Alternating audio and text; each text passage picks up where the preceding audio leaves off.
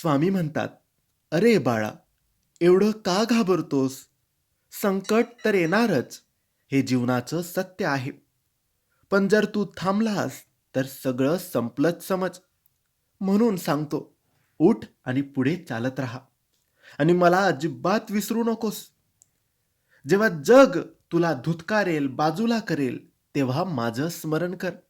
मी तुझाच आहे आणि तुझ्यासाठीच इथे बसलो आहे. तुला हरायचं नाही. माझ्या कृपेने तू नक्कीच जिंकशील.